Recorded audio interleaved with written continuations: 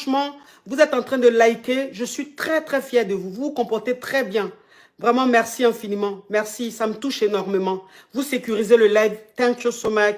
We are beautiful, beautiful people, beautiful team. Thank you so much. Ok, ma chérie, on t'écoute.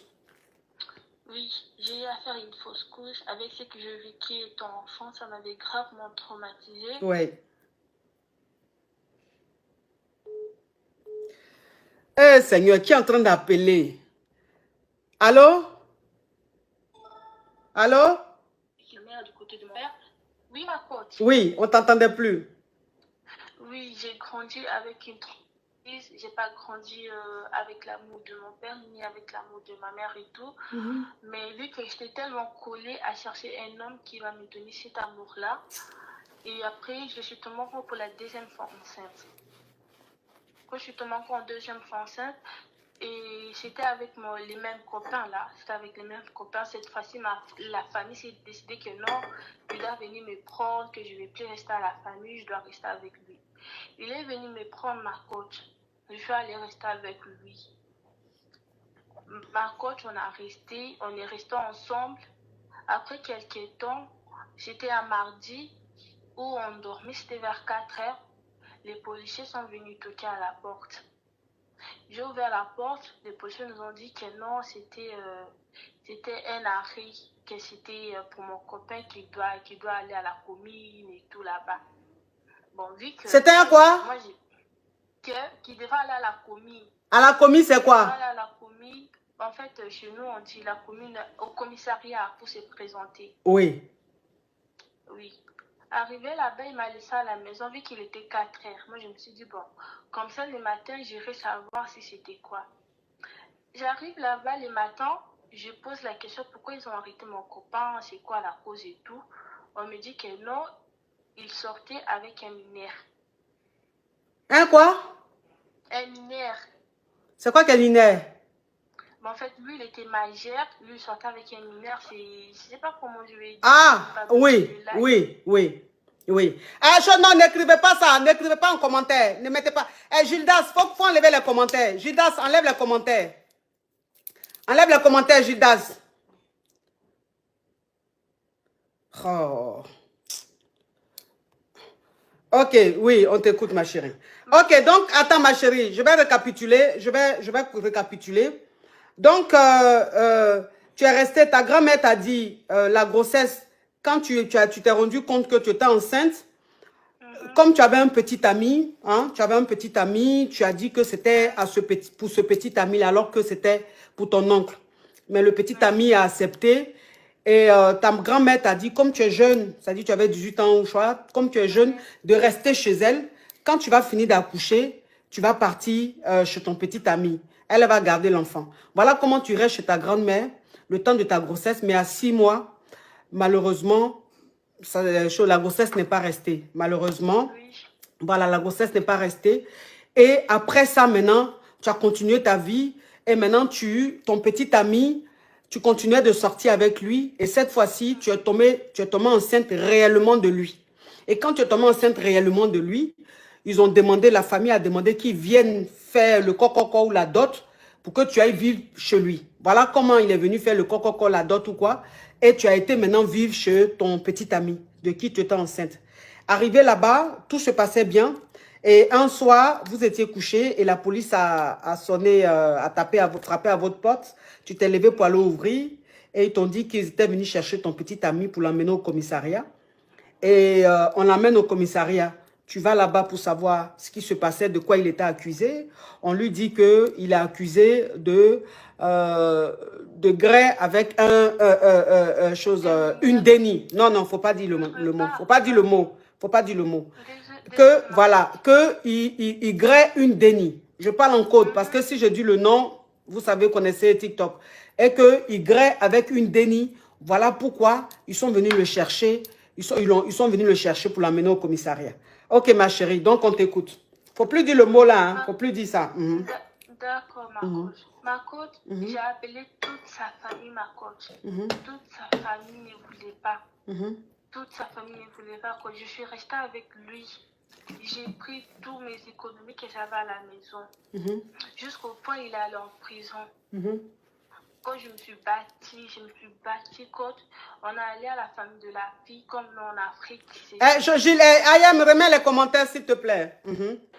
Ils ont dit que leur enfant était encore normal. Donc, leur enfant ne connaissait pas encore les hommes, qu'on doit donner des fièvres et 1000 euros. Ma coach, je suis allée là-bas, dans la famille de la fille là et ses amis. On a discuté avec la famille. Là, alors, toi qui ris là, Amida là, je te bloque. Je ne sais pas pourquoi tu ris. Je te bloque. Voilà. Je ne sais pas qu'est-ce qu'il y a de drôle pour que tu rigoles. Tu es bloqué. Oui. Ma coach, j'ai tout fait. J'ai tout fait jusqu'à ce qu'il est sorti. Quand il est sorti... comment on appelle là? Ayem, tu bloques. Attends, je vais bloquer ça. Voilà. Voilà. Ok, on t'écoute, ma chérie. Je suis sortie ma cause jusqu'à ce que ma grossesse m'a compliquée. J'ai failli perdre ma grossesse. Vu que le docteur m'a proposé de me faire je ne sais pas si vous connaissez. Tu bloques. Et Ayem, tous ceux qui écrivent le mot là, le mot, j'ai dit, n'est pas écrit. Il y a des gens qui écrivent ça exprès. Tu les bloques. Ayem, tu bloques. Judas. Tous ceux qui écrivent ce mot-là, vous les bloquez. Sans même discuter, vous les bloquez. Vous ne bloquez pas le commentaire, vous les bloquez eux-mêmes. Oui, ma chérie.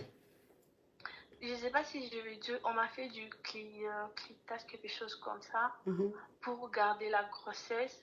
Et ma fille est née... Le cerclage. On t'a fait un cerclage. Oui. Ma fille est née prématurée, ma coach. J'ai souffert comme ça avec ma fille. Ni ma famille, ni la famille de mon copain, ma coach.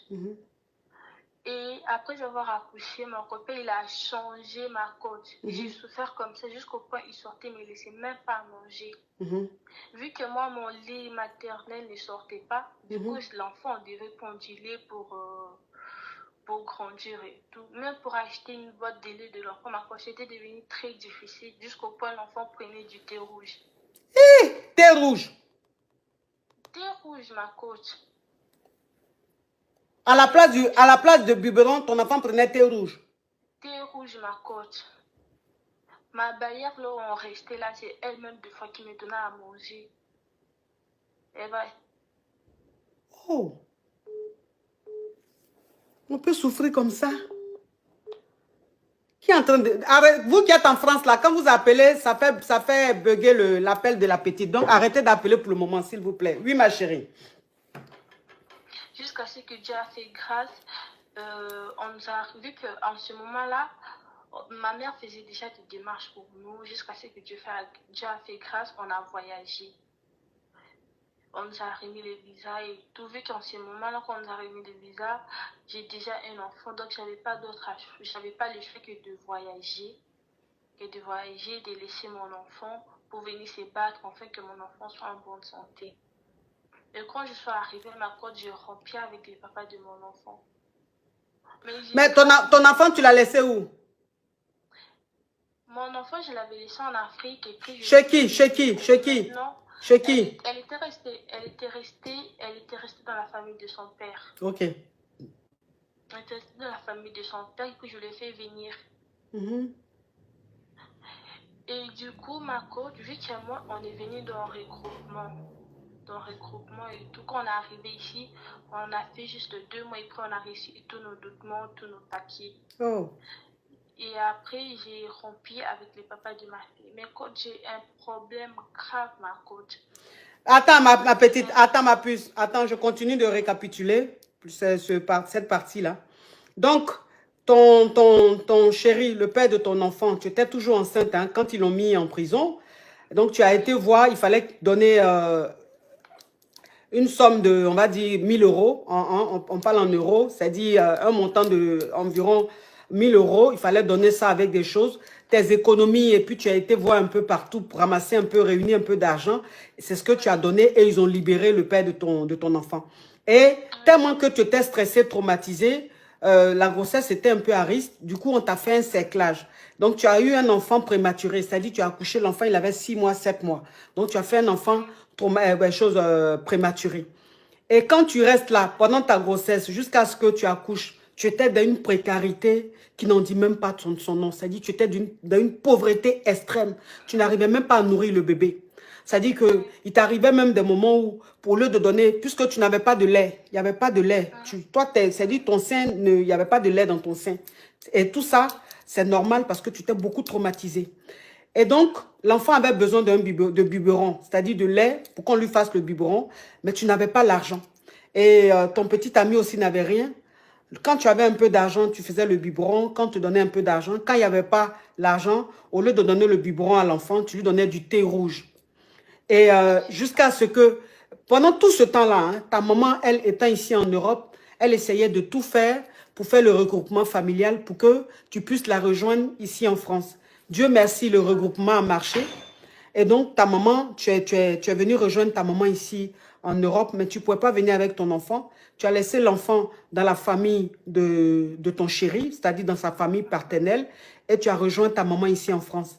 Et quand tu es arrivé ici, tu t'es battu, tu as tout fait pour faire venir ton enfant. Donc, tu as fait venir ton enfant ici en Europe. Et comme c'était un regroupement familial, tu as eu tes papiers, ton enfant aussi a eu ses papiers et tout ça. C'est ça, ma Ok, oui, on t'écoute, ma chérie.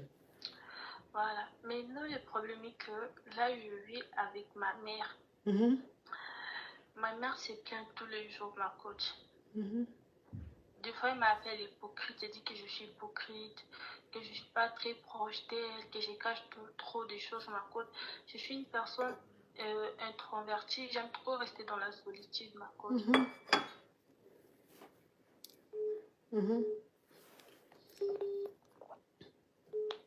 Hey, qui est en train de... Vous qui appelez de la France, quand vous appelez, ça coupe l'appel de la fille, s'il vous plaît, parce qu'elle appelle sur TikTok, s'il vous plaît.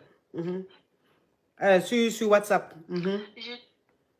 J'ai toujours cherché une personne qui va me montrer le vrai amour, celui dont mon père m'a pas donné. Déjà, j'ai connu mon père en 2019. J'ai pas eu le temps de vivre avec mon père. Il a déjà l'année passée. Donc, j'ai pas eu le temps de vivre avec lui, ma coach. Mais oui, ma coach. Du coup, j'ai vraiment un problème, ma coach. À chaque fois quand je suis dans une relation avec un homme, ma coach, je fais tout de mon possible. Je donne de l'argent. Je fais des cadeaux, ma coach. Bon, en retour, j'ai toujours rien. J'ai toujours pas cet amour dont je cherche. En fait, cet amour qui va cacher cette vide qui est en moi, cet amour qui va enlever un peu des mauvais souvenirs qui est en moi, ma coach. Donc voilà pourquoi vous êtes une maman pour moi, parce que j'ai 21 ans. Vous êtes une maman pour moi, je vous suis beaucoup. En tout cas, je vous suis beaucoup. Voilà pourquoi j'ai voulu avoir vos conseils. Comment être une femme. Tu veux descendre, chérie. Je fais de mon mieux, ma coach. Avant, déjà, moi, j'ai dit merci à Dieu parce que j'ai changé un peu. Parce qu'avant, ma coach, j'étais très facile à manipuler, ma coach. J'ai vraiment besoin de vos conseils. J'ai vraiment besoin de vos conseils pour être une femme forte, une femme ferme. Parce que j'ai vraiment besoin de... Je ne sais pas comment faire pour cacher cette vide qui est en moi. Pour combler cette manque de l'amour maternel et paternel. Je comprends ce